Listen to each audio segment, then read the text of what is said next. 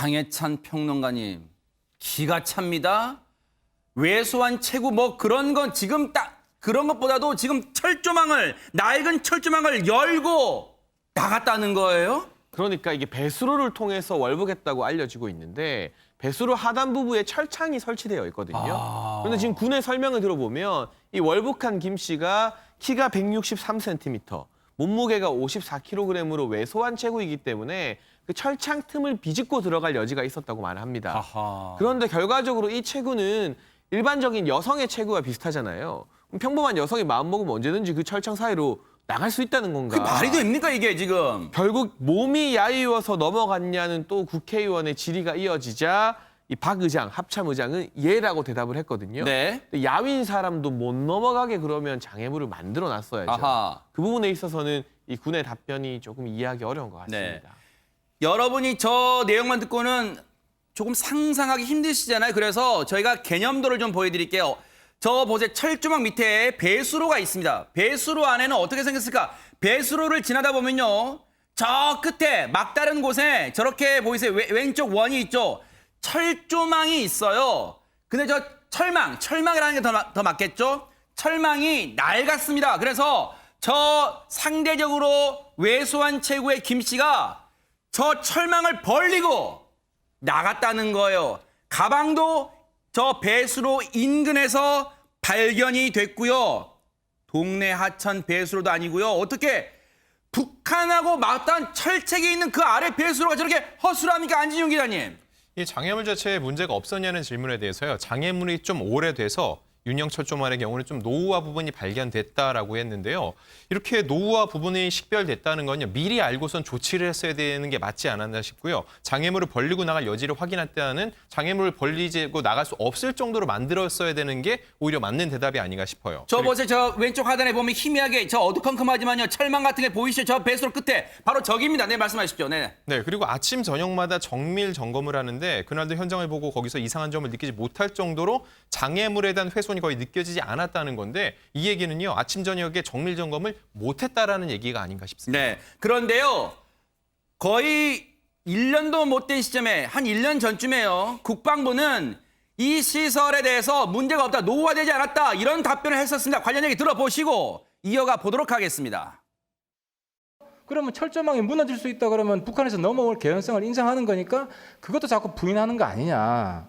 예, 물리적으로 이동을 통해서 내려올 수는 없다라는 것을 저희가 확실하게 말씀드릴 수 있습니다. 감시 장비나 이런 GOP의 철책이나 이거는 완벽하게 돼 있다라는 것을 자신 있게 완벽하게 돼 말씀드리고 있는 게 아니고요. 완벽하게 돼 있다고 확신했던 당시의 국방부 장관입니다.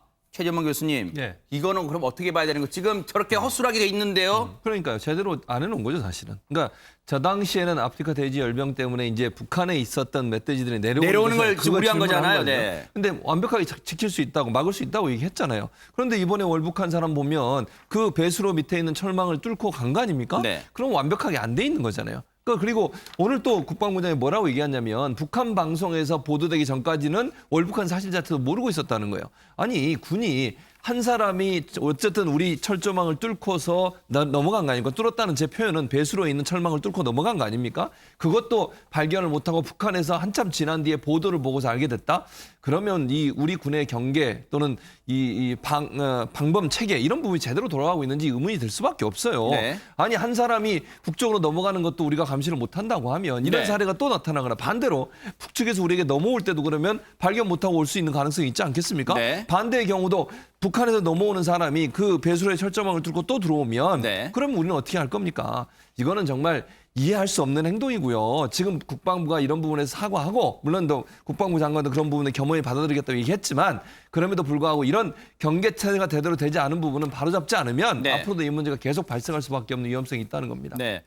앞서 박한기 합참의장이 오늘 국방위 전체회의에서 답변했던 것은 신원식 미래통합당 의원의 질의에서 답변한 겁니다. 그런데 저희가 민주당 의원으로 자목이 잘못 나간 점을 사과드리고 시청자 여러분의 양해를 좀 부탁을 드리겠습니다. 그런데 장해찬 평론가님, 사실 이번 월북은 경찰이 초동대응만 잘했어도 막을 수 있지 않았냐? 이런 지적이 계속해서 나옵니다. 제가 봤을 때 경계 실패의 책임이 군에 있다면 늑장 대응의 책임은 경찰에게 있는 것 같습니다. 아하. 사실 이 김 씨 같은 경우는 지난 6월에 성폭행 범죄를 저질렀던 혐의로 신고가 접수되어서 수사가 진행 중인 사람이었어요. 그러니까 수사를 받고 있었겠죠. 네.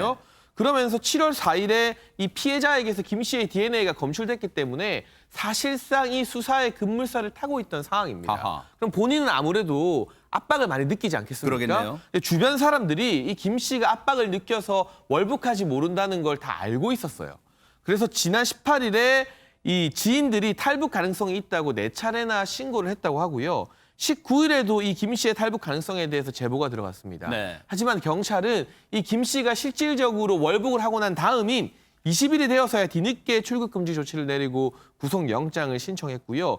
24일에 또 뒤늦게 수사에 착수했는데 결과적으로는 26일에 이 북한 방송의 발표를 보고 나서야 이 사실을 파악하지 않았습니까? 사실 탈북자 같은 경우 이런 중대 범죄에 연루되어서 수사를 받게 되면 월북을 할지 모른다. 제가 앞서 탈북에 대해 표현을 했지만 재월북을 할지 모른다는 가능성에 대해서 염두를 둬야 되고 지인들이 신고까지 했다면 조금 더 면밀하게 그러한 부분을 조사하고 경찰이 이 신원 확보에 나섰어야 됐는데 그러지 못했다는 점이 이 같은 사태를 초래한 중요한 원인 중 하나인 것 같습니다. 이건 아무리 봐도 총체적 난국이에요. 다 여러 가지 복합적으로 작용했습니다. 그런데요. 자, 앞서 보세요.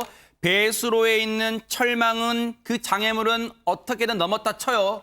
그런데 넘게 되면 강이 나옵니다. 강의 거리가요. 4km 정도, 북한까지 직선 거리가 한 4km 정도 된다고 쳐요. 그런데 그 4km 되는 그 거리를 헤엄쳐가는 동안 왜 아무도 눈치채지 못했을까요? 그 관련 얘기 들어보시고 이어가 보도록 하겠습니다. 그 지역은 밀물과 썰물이 이 교차하는 시간에 따라서 이 물 높이가 수시로 변화하는 지역의 특성을 가지고 있습니다. 그런데 그 시간대가 만조 시기가 이루어지면서 여러 가지 부유물이 같이 떠올라 오던 시기라 이 재월북을 시도한 인원이 아마 모르긴 몰라도 확인되지는 않았습니다만은 구명조끼 등을 착용하고 물속으로 잠수해서 머리만 내놓고 갔을 개연성에 무게중심을 두고 있고 그랬을 때 다른 부유물과 혼재되는 상황 속에서 저희가 지금 입수된 몇 가지 화면을 보아도 참 식별하기는 대단히 어려운 점이 있었다는 현재까지의 상황을 보고 이게요. 시청자 여러분과 국민 입장에서 보면요. 황당한 답변입니다. 합참의장이라는 분이 이런 얘기를 하고 있어요. 구명조끼를 입고 머리만 위에 수면에 내놓고 둥둥 떠오기 때문에 다른 부유물과 식별이 어려우니까 걸러내질 못했다. 이인철 변호사님, 이걸 국민한테 들으랍니다. 이 내용을. 그럼 만약에 한밤중에 북한 특수부대원들이 그렇게 만약에 침투하면 어떡할 겁니까?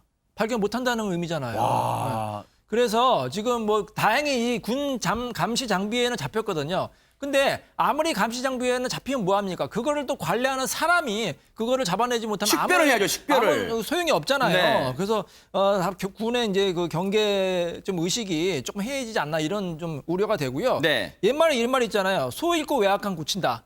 지금 탈북자, 월북자를 잃었어요. 지금이라도 철조망을 좀 튼튼히 고쳐가지고 다시는 이러한 일이 발생하지 않아야 되겠습니다. 나라를 들쑤셔놓고 지금 월북한 김 씨. 지금 북한에 들어간 이후에 혹시 소식 들어온 게 있습니까? 양지민 변호사님. 네, 북한 내부 소식통이 한 언론을 통해서 이제 이야기를 한 건데요.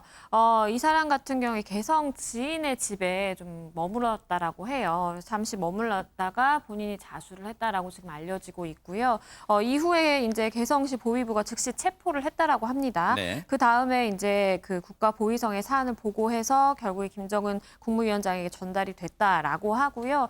일단 체포를 한 다음에 뭐 병원을 통해서 혈액 검사라든지 뭐 여러 가지 엑스레이 촬영도 하고 그런 검사를 진행했다라고 합니다. 그리고 네. 지금 현재 상황은 개성시 보위부의 수사 조사실이 따로 딸린 그 독방에 격리된 상태로 있고요. 지금 1차적인 조사를 받고 있는 상황이라고 합니다. 그러겠죠. 우리 같은 경우도 귀순하거나 탈북민에 대해서도 우리의 합동 신문기관이 조사를 하니까 아마 그런 절차를 밟을 것 같아요. 근데 저 개성에 있는 지인집에 머물렀다는 게 일단은 정황상 신빙성은 커 보여요. 왜냐하면 강화에서 택시로 내려서 새벽을 틈타 넘어간 게 지난 18일입니다. 그런데 19일 날 지금 북한은 입국했다고 발표를 했어요. 조선중앙TV가요. 그러니까 18일 날 넘어가서 지인 집에 하루 정도 머무른 게 아닌가 이런 추정은 해볼 수 있을 것 같아요. 그런데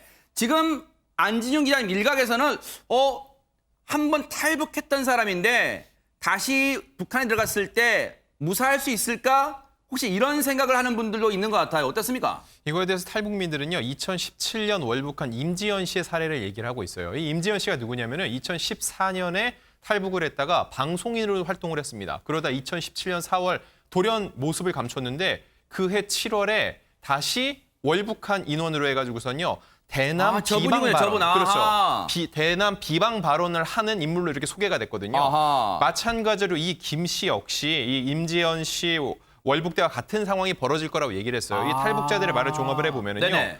이 임지연 씨의 때와 같이 썩어빠진 자본주의 남조선 사회에서 3년 동안 방랑하며 일자리와 직업, 돈 없이 떠돌다 사회주의 조국에 안긴 이 아무개 씨 이런 식으로 도용이 될 거라는 아하. 거예요. 결국은 한국 사회가 굉장히 살기가 힘들어서 돌아올 수밖에 없었다. 그래서 북한 인민들한테 오히려 선동의 도구로 사용될 수 있을 거라고 우려를 하고 있습니다. 네. 다시 북한으로 들어간 뒤에 대한민국 정부를 신랄하게 비판했던 임지연 씨에게 들어보시고 이어가 보도록 하겠습니다. 남조선 사회에서 정말 환멸을 느꼈단 말이에요. 허무한 거. 내가 생각했던 거랑은 너무 180도라고 그만 좀 우습게 보고 바보 취급하고 거기서 갖다가 스트레스 받고 환멸을 느꼈는데 더는 일자리는 없으니까 더는 안 벌어지. 거기서부터 다 거짓말이구나. 그럴수록 정말 집으로 가고 싶다. 배 땅으로 가고 싶다. 저국으로 가고 싶다. 막 이런 생각이 더 갈라들고 진짜 하루도 못 살겠더란 말이에요. 자, 그런데 당시 임지연 씨는 어떻게 북한으로 다시 돌아가게 됐는가 그 과정도 상세하게 설명했습니다. 관련 얘기 들어보시고 이어가 보도록 하겠습니다. 너는 지금 지은 죄가가 있는데 적의 땅을 밟는 순간 청살당할 것이다. 가면 죽는다. 이런 말들을 짓고 있습니다. 그런데 저는 어제 한 생각, 죽어도 저국의 품에 돌아가서 어머니 아버지 얼굴을 한 번만이라도 보고 죽자. 이런 생각으로 저국의 품에 돌아왔습니다.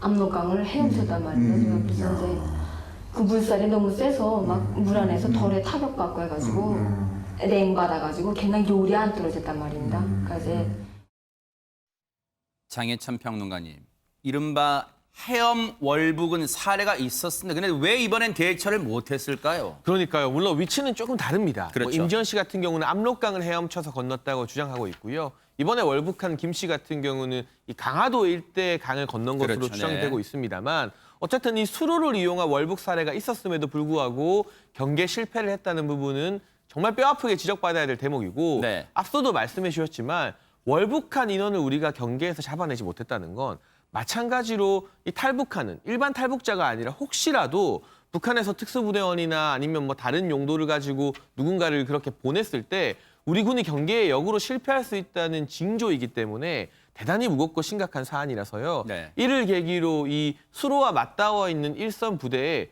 노후화된 장비가 있으면 당연히 현대식 장비로 바꿔야 되는 것이고 경계 태세 같은 경우도 더욱 강화해야 할 필요성이 있어 보입니다.